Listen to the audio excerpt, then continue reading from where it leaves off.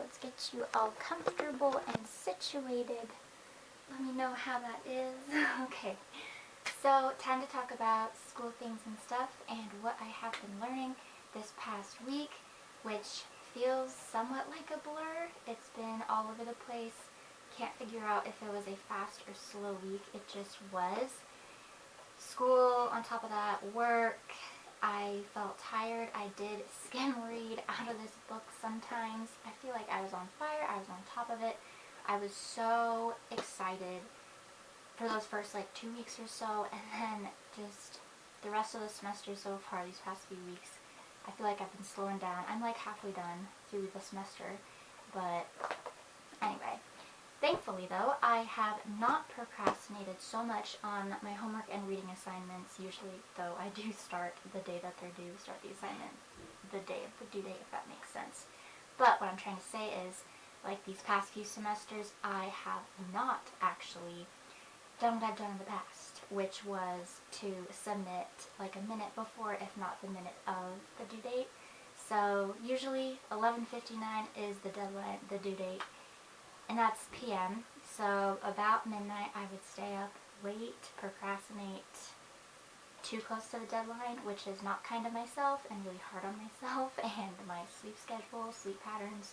Impossible to do that, especially with a job that starts so early in the morning and a job that has me up at like 3 a.m., you know?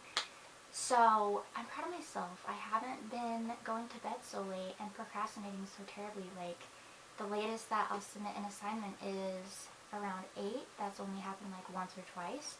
So anyway, I did do a little sneak peek like just before I turned you on, which sounds very sexual. Anyway, so I just have a little sneak peek at these like 3 assignments, 3 quiz/notes, documents, whatever. And there's only like 5 pages. These 3 things add up to be like 5 pages. So we got some notes going on, and there's some extra bullet points or stars or whatever they're called that I do not need. That means that I skim read. And is that my sister? We're like playing 20 questions back and forth. Not really, but just. We're very inquisitive people. That's like the word of the day. Loving that word. But anyway, and I like how at the top of this document I have the words "Hi there, comma, yo bro, period." Don't know what that means. But we're just going to go over my notes on these 3 saved documents, and then at the end of each of these 3, there's just like basically my quiz questions. Each quiz tends to have around 7 questions or so, and then the last 2, the bottom ones, they're more regarding paragraphs and a write-up, so they're like 100 words, maybe to 150. But anyway, so we're just gonna go. I feel like I'm sitting very awkwardly and I don't have socks on. Have I ever not worn socks in this series thus far? I am just not on top of it today. But anyway, okay, let's just go.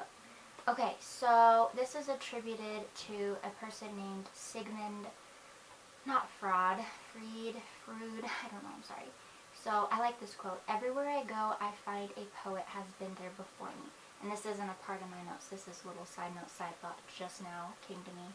So basically the way I interpret that, it's like there's only so many ideas, and a lot of these ideas are taken. Like, it can hard to be a writer or an artist. You feel so creative. You got the creative energy, you got good vibes, you have an inspiration, you feel very motivated and on fire, and then bam, your idea, what you think is yours and you call yours, it's so linked and connected to somebody else's idea in the past, or an idea that seems like it just happened but that you missed out on, that you hear of after your idea. I don't know if that makes sense. That was a rant and a run-on sentence, but anyway. So it can be hard to be creative. It can be hard to be a creative person because you're so proud of the creativity and the excitement that comes alongside it, and then bam, it's like it's taken, and then you have to like twist your idea around to make it more your own, if that makes sense. And then dreams fascinate, perplex, and can even often disturb us. And then this is a quote: bizarre twists of fate, wild exploits, and highly sexual images. So I thought that was an interesting line. So these dreams, they can bring us pleasure or terrorize us. Dreams let us contemplate and even doubt the nature of reality itself. Do dreams contain truth/serve any useful function? And another little side note, I'm not going to do this for every little bullet point, every little note that I wrote down, but just to add on, I try to record my dreams if I remember them. This is what will happen. A dream will wake me up, that or a nightmare, and I'll be up for a little bit, and I'm like, whoa, I'm trying to replay it in my mind, trying to collect my thoughts and almost dwell on the dream or the nightmare a little bit to sort it out in my head and like get over it. And I won't write it down unless I do remember it, the dream, the nightmare, in the morning enough to be able to write it down. But then I'll fall back asleep, and then by the time I'm up again, like officially, like for work or whatever, that means I have really early dreams because I'm up at like 3:30. But anyway, I might not write it down, I might forget, whatever. So, some of my dreams though, I do turn them into story ideas. Nightmares too, I guess, but I don't really get as many nightmares. Anyway, the German organic chemist Friedrich August, I think it's Kugel, I don't know. His quote: let us learn to dream, gentlemen, and then we may perhaps find the truth. I really like that. So the value of dreams and dreaming, I just like those words together. So writers, this is like to the authors out there, the writers, the poets, listen up, hear me out. Write down dreams. Some of their best ideas come from their dreams or their nightmares, like best nightmares, so-called. Like there's a world of dreams out there. It's very fun. I found this just a really cool chapter. So an example, drug-induced dreams, and it was funny, by those words a student wrote underneath that paragraph, oh boy, just the words, oh boy. They wrote that down in the book, which I thought was funny. So the unconscious, I can never pronounce that, unconscious? Whatever. You don't have as much control over it, you just have a little amount of control, so you can really explore that and have fun with it. It can influence and affect how we act, think, feel. The unconscious, whatever, can even shape both ourselves and the world. And then psychoanalysis, it is the method of treating emotional and psychological disorders. Like with patients, you can talk freely about childhood experiences and dreams.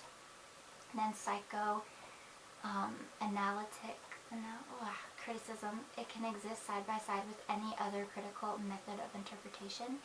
Then aesthetic theory, a systematic, these are a lot of definitions, whatever. A systematic, philosophical body of beliefs about how meaning occurs in literature and other forms, or other art forms. The theories and practice of Sigmund Freud, I think. This is 1856 through 1939. I think this is talking about his lifespan. Anyway, provide the foundation of psychoanalytic, whatever, criticism. So he found that root of their problems were not physical. And then neurotic crisis in 1887, this person, like Freud, whatever his last name, underwent self-analysis, like really being intuitive. And then the rational, and then the unconscious, my phone is so loud, the irrational, and then this irrational part of our psyche, the unconscious receives and stores our hidden desires, ambitions, fears, passions, and irrational thoughts. And then the Oedipus castration and Electra complexes, interesting things to look up. And then through her relationships with a man, her unfulfilled desire for a penis, or penis envy, I don't like even using that word, will be mitigated, I think is how you pronounce it, and her sense of lack will be somewhat appeased. I learned about that in high school, I think my junior year in my psychology class. Very interesting, penis envy. Okay, modern theorists and critics continue to accept, reject, borrow, or amend his theories. And that's, again, that person that the chapter talked a lot about. Freud, I don't know. And then just two little paragraphs, and we'll move on to document 2 of document 3. So I also think an understanding of the unconscious mind influences a reader's interpretation of literature. I hadn't really thought about this topic until I read it, and now I will pay attention to it more and recognize it in myself, my life, and even in texts and readings. I think that learning about and knowing about and looking for the unconscious mind in reading can very possibly help us to better understand and remember the text we read and the author behind the words. We can imagine and guess at and predict the author's unconscious mind, trying to understand where they were coming from, when they thought of that, or wrote that, or thought to write that. Realizing that we all have an unconscious mind can help us to be better readers and writers. We can look for the unconscious mind and learn from it. 101. Okay. And then, can't pronounce this name. Jackie Lecken has some very interesting thoughts and ideas. I find his ideas like mirror stage or object PTA and symbolic order. Can't pronounce this at all. Very interesting. The conscious and unconscious and gender identity is a big area that Lacan focused on. I want to use this area as inspiration for my paper. Everyday Use is a short story about the relationship between a mother and her daughters and so much more. There is a lot of symbolism in the story in areas of comparison, sexism, etc. To Lacan, we are born either male or female, but gender is something that our culture and society creates for us. I want to talk a little about this subject in my paper. Then another note, the last one for the doc, go to page 134. So that probably means just look at that more in depth and deeply and take notes on it. Okay, now chapter 4. We go up and down, back and forth the pages. It's not in order. We jump from chapter to chapter. We'll go towards the end of the book, back towards the beginning, back towards the end, then middle, blah, blah, blah. Okay, so just 2 little paragraphs. And it says, see page 79 for New Horizons of Expectations, which is something I want to talk about and include with my paper that's due in a few weeks. Scary. So, subjective criticism essentially makes room for the reader to find and create literary meanings and values. Throughout chapter 4, this chapter, the text talks about and focuses on subjective criticism and reader-oriented criticism. It is not ironic. This chapter is honest and practices what it preaches. You as the reader are able to add in your own thoughts while you read. There are some texts out there where there is not much room for the reader to think for themselves. However, this text provides thoughts and facts and ideas. Yet it still asks and proposes good questions for readers to ask themselves. And my family's just going to get louder. I'm going to be analyzing and focusing on the short story Everyday Use by Alice Walker. The short story has several elements to it that could work for a variety of reader response areas. I like the idea of horizons of expectations. Expectations are created and messed with during and throughout the reading, essentially. I think that this reader response theory is a good match to my chosen short story. This is because of a number of things, but the biggest probably being that the short story is about expectations. It is about materialism and appearance and arrogance and comparison, etc. Essentially, the everyday things that we don't really notice, that are very much there and very much alive. I will have to read more deeply into the short story I have chosen, but I still feel that this will be a good theory to match with it. And then I just like to look up and then copy paste some information, like some definitions from the Google. So like subjective criticism is one, about literary experience, literary meanings and values. So that's interesting. And then the last one, I think this video will be brief, so hopefully you'll appreciate that. Now this last one, it's like 2 pages. Okay, so now we're jumping to chapter 9, which is Cultural Poetics and New Historicism. Historicism? Okay, so this dude and this chick, Stephen Greenblatt and Catherine Gallagher, I had a teacher with that last name. Anyway, their quote, or someone's quote, New Historicism is not a repeatable methodology or a literary critical program, ...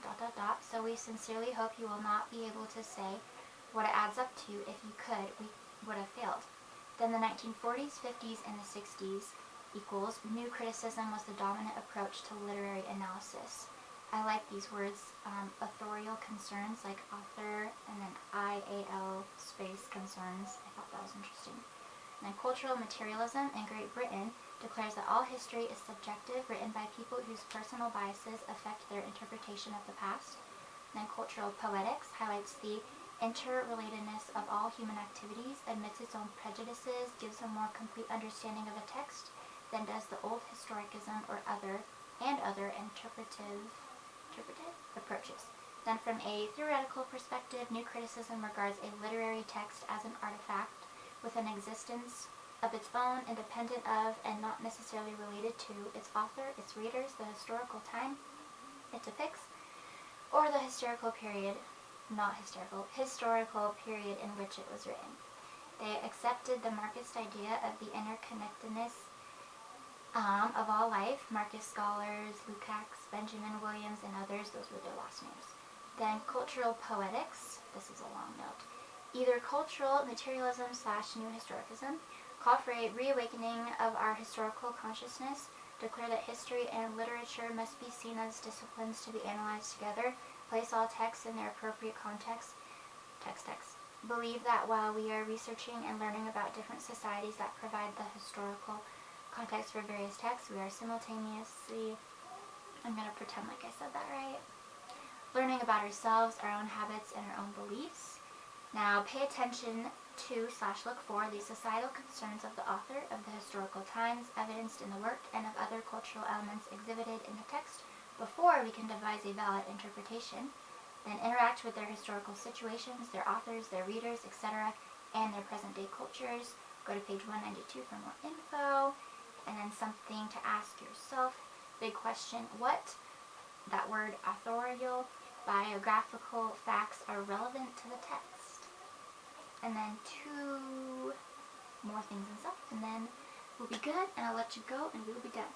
Okay, one specific event could be the early saints of the church, and this is just a reader response in a quiz. Their stories, their testimonies, the people against the church. I'm currently Mormon right now. We'll see how it goes in the future, but anyway.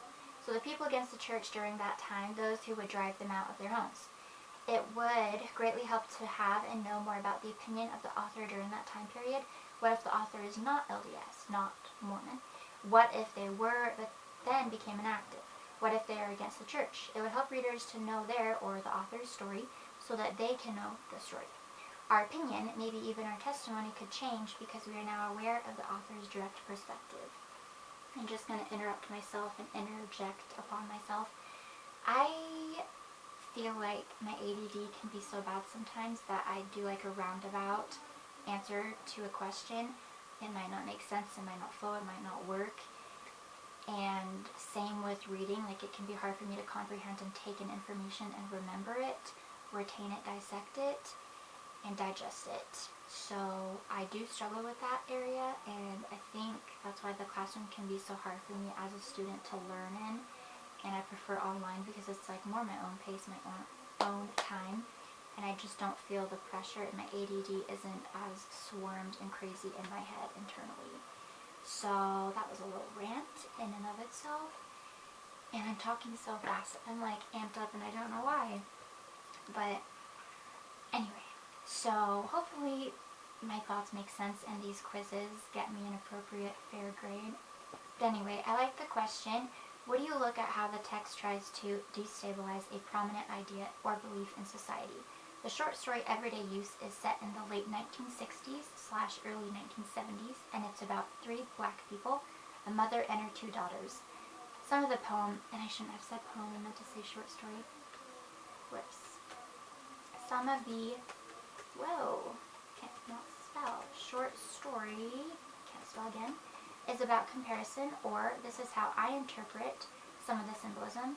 I think that this question would be a good match to the short story, not poem, I've chosen to analyze. In regards to history, the 1960s were especially a racist time period. There was so much racism towards blacks. Alice Walker is trying to tell her readers something. She chose to include African American characters in her story for a reason. I personally think that she is trying to destabilize the deep racism during this time. I think that this could be an interesting thing to talk about in my analysis. Now I'm out of breath. Okay, let me just double check my school things folder, English 3-1. Yeah, we're good. It was a quieter week. I'm gonna guess, probably 20 minutes? Ooh. Nice. Pretty close. Proud of myself. I'm even briefer than 20 minutes. But by the time I finally end this and stop procrastinating on ending this, we'll be past 20 minutes. But anyway, so I hope that you, even just a little bit, a smidge, somewhat do enjoy this series. I don't know if it's all that interesting or exciting, or maybe it's just weird, too weird to be anything but weird. But I just think it's fun to record this and share my English thoughts and feelings with you. Thoughts and feelings of English. So yeah, I am going to, I don't know what I'm going to do for the rest of the day. Just family time and chill out time, work on things and stuff, I guess. Yeah, before it gets any louder and before I ramble and rant anymore, I don't want to waste your time. I'm just going to go. Okay. Bye.